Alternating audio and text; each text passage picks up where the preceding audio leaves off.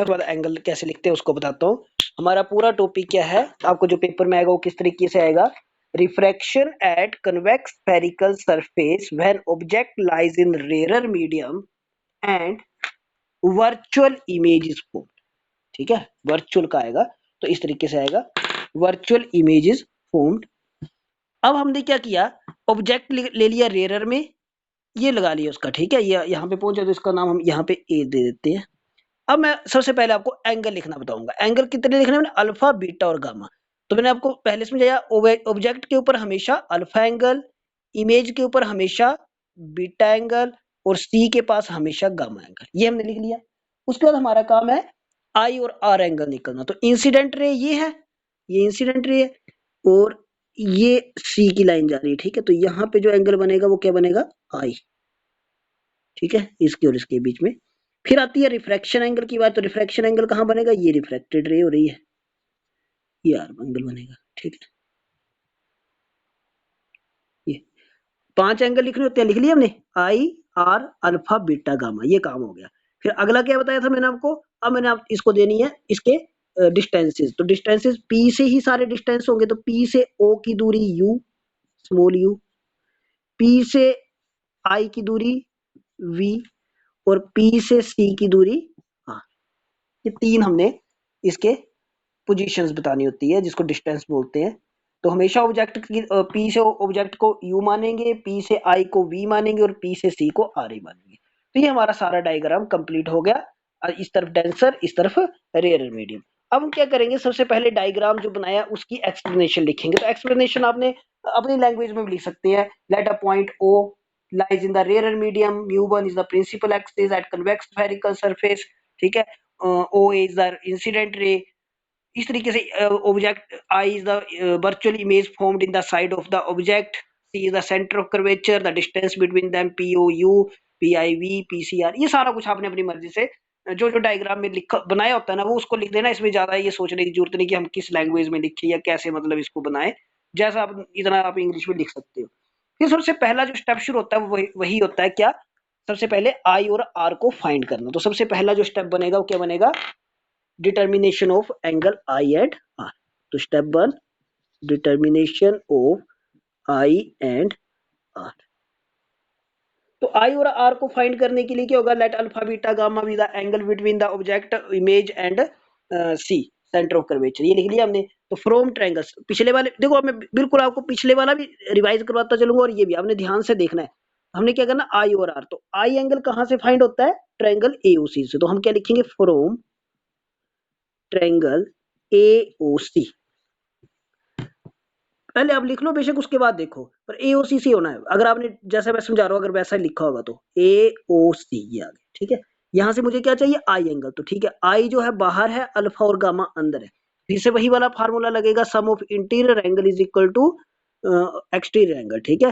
तो sum of interior angle is equal to exterior angle. तो exterior क्या है, आई, और इंटीरियर क्या है, अल्फा और गामा। तो I is equal to alpha plus gamma. अब क्या करना, इसको टेंजेंट लगाना। तो I is equal to tan alpha plus tan gamma, ठीक है। फिर उसके बाद क्या काम है, टेन अल्फा को फाइंड करना। तो टेन अल्फा, चलिए अब अल्फा के ऊपर आ जाते। तो कहां से फाइंड होता है, पंडित बद्री प्रसाद हरर वाले फार्मूला, और उसके लिए हमें एक परपेंडिकुलर चाहिए, तो वो ये मिल गया। और वो हमेशा ए एन ओ से फाइंड होता है। तो क्या जाएगा, A N upon N O. कहां से आया, from triangle A N O से, ठीक है। ये टेंजेंट अल्फा की वैल्यू आ गई। दूसरी क्या, टेंजेंट गामा। टेंजेंट गामा कहाँ पे है, ये गामा। ये भी कहां से फाइंड होगा, ए एन सी से। कल भी ऐसे ही किया था हमने। तो A N upon N C, perpendicular upon base. कहां से आया, from triangle A N C. ये वाली वैल्यू आ गई। इसको ऊपर इक्वेशन 1 मान लो, इक्वेशन 1 में पुट कर दो, ठीक है। तो क्या आ गया, therefore I is equal to tangent alpha की जगह A N upon N O plus A N upon N C. ये आ गई इक्वेशन नंबर 2। यहां तक काम हो गया, एओसी से पता कर लिया हमने और 2 एंगल और ट्रायंगल और किए। अब आर की बारी।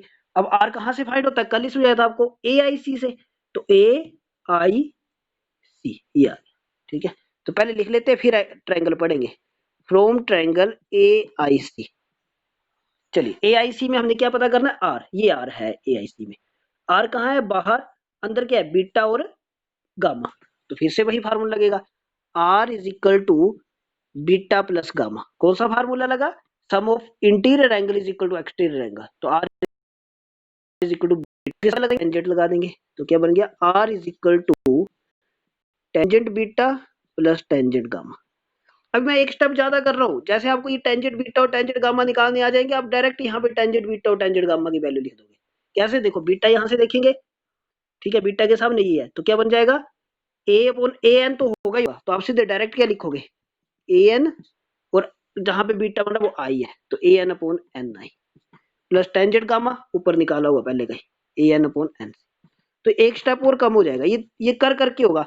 अभी तक तो हम थोड़ा लंबा कर रहे हैं, फिर इसको छोटा भी कर सकते हैं, ठीक है। ये आ गया आर की value, A N upon N I, A N upon N. इस इक्वेशन नंबर क्या मान लेंगे, ये ऊपर 3, ये इक्वेशन नंबर 4। आई की वैल्यू भी आ गई और आर की वैल्यू भी आ गई, दोनों की वैल्यू हमारे पास पता लग गई, ठीक है। ये आई और आर, ये हमारा पहला काम था, determination of I and R. उसके बाद हमारा क्या काम होता है, इसके बाद हमने पता करना होता है स्नेल लॉ का यूज करना होता है, ठीक है। या फिर हम पहले साइन कन्वेंशन, या फिर जो एन को पी के बराबर भी लिख सकते हैं, जो मर्जी कर लो। तो हम पहले लिख लेंगे जो हमारी एजम्पशन, ठीक है। एजम्पशन में क्या लिखेंगे, since n is very close to p, so ni is equal to pi, लगभग है ना, अप्रोक्सीमेट लिखना है, nc approximately equal to pc and no approximately equal to po। Put in equation number 2 and 4, equation 2 और 4 में put करेंगे, तो i is equal to an upon po plus an upon pc, ये इक्वेशन नंबर 5, ठीक है। और R की value A N upon P I plus A N upon P C, equation number 6, ये आ गई। अब दूसरा स्टेप, ये पहला स्टेप हो गया। अब दूसरा स्टेप है applying Snell law. Snell law क्या बोलता है, sine I upon sine R is equal to, हाँ जी, लाइट कहां को जा रही है वो देखेंगे, एरो को देखेंगे, एरो म्यू टू की तरफ, तो म्यू टू ऊपर आएगा, तो mu two upon mu one. Change भी होगा ये, इसलिए मैं आपको यहाँ पे समझा रहा हूँ, हर जगह mu two upon mu one ही नहीं रहेगा, कहीं पे mu one upon mu two भी हो जाएगा, वो डिपेंड करेगा। आपने सिर्फ ये देखना कि एरो किस तरफ है, एरो राइट साइड इस तरफ है, तो अंदर की तरफ कौन है, म्यू टू, तो वही ऊपर लेना है, ठीक है। फिर हम क्या करेंगे, क्रॉस मल्टीप्लाई करेंगे, तो क्या जाएगा, mu one sine I, mu two sine R, mu one sine I is equal to mu two sine R, ठीक है। Since I and R is very small, so mu one I is equal to mu two R. Equation 5 और 6 की value को यहां पे put कर देंगे, put equation 5 and 6 in equation number 7, तो क्या हो जाएगा, म्यू वन आई की जगह A N upon PO plus A N upon P C is equal to mu two R की जगह A N upon P I plus A N upon P C. Value को put करते करते बिल्कुल ध्यान देना, जरा भी ऊपर से नीचे होगी तो पूरा गलत हो जाएगा। अब क्या करेंगे, अगला स्टेप, म्यू वन अंदर मल्टीप्लाई होगा, तो ए एन से इस तरफ भी है, ए एन इस तरफ भी है, कट जाएगा, तो म्यू वन सभी को मल्टीप्लाई कर देगा, तो क्या हो जाएगा, mu one upon PO plus mu one upon P C is equal to mu two upon P I plus mu two upon P C. ये हमने वैल्यू पुट कर दी, यहाँ पे म्यू वन को अंदर मल्टीप्लाई कर दिया। अब क्या करेंगे, इसे इक्वेशन नंबर 8 मान लेंगे। अब करेंगे sign convention, applying sign convention. फिर आपने जो दूसरा ध्यान देना वो साइन कन्वेंशन की तरफ देना, कि साइन कन्वेंशन को हमने क्या करना है, बिल्कुल सिंपल सा तरीका है। जो असली तरीका वो बोलता है कि जिस तरफ लाइट जा रही है ना वो सारे पॉजिटिव होंगे, तो लाइट किस तरफ जा रही है, इस पी के बाद देखना है, पी के अंदर की तरफ जा, तो इसके अंदर वाले पॉजिटिव, बाहर वाले नेगेटिव। दूसरा तरीका मैंने आपको बता दिया कि जो नंबर लाइन होती है, नंबर लाइन का के इस तरफ positive, right side positive, left side negative, upper side positive, lower side negative, तो वही तरीका यहाँ पे भी लगेगा। तो हम यहाँ पे देखते हैं पीओ कहाँ पे है, लेफ्ट साइड है तो माइनस यू, पीसी कहाँ पे है, राइट साइड है तो प्लस आर, पी आई कहाँ है, लेफ्ट साइड है तो माइनस बी।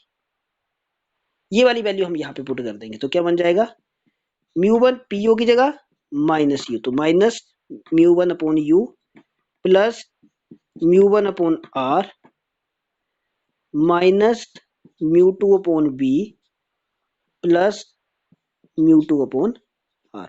जो हमने कल किया था उसमें पी आई पॉजिटिव था, बाकी सेम वही, सारा का सारा वही है, ठीक है। अब यू और बी को एक तरफ कर लेंगे। यहाँ से पहले का क्या है, minus mu one upon you पहले का है, इस तरह से माइनस का वाला आएगा तो प्लस हो जाएगा, तो ये बन जाएगा म्यू टू अपॉन बी। यहाँ पहले का क्या है, म्यू टू अपॉन आर है, यहाँ से प्लस वाला जाएगा तो नेगेटिव हो जाएगा, minus mu one upon R. ये बन गया minus mu one upon U plus mu one upon V, और ये हो गया mu two minus mu one upon R, ठीक है। तो एक पार्ट तो म्यू वन वाला, कई बार क्या होता है कि डायरेक्ट ये भी पूछा होता है कि इसको सोल्व करो, तो ये वाला पार्ट हो गया। फिर उसके बाद क्या करेंगे, dividing both side by mu one, dividing both side by mu. तो म्यू वन से डिवाइड करेंगे तो म्यू वन से म्यू वन कट जाएगा, तो क्या बचेगा, minus one upon U plus mu one से म्यू वन, यहाँ पे mu two, sorry mu two upon mu one, mu two upon mu one जो होता है म्यू के बराबर होता है, तो मैं डायरेक्ट म्यू ही लिख लेता हूँ इसको, mu upon V, mu two upon mu one, फिर से म्यू बन जाएगा, म्यू वन से म्यू वन कट जाएगा तो वन बचेगा। तो कई बार ये वाला सोल्व करने को बोला होता है, बिना म्यू वन म्यू टू के, सिर्फ म्यू में वैल्यू निकाली होती है, तो ये आ जाएगा। तो ये आपका हो गया जब इमेज फॉर्म्ड वर्चुअल।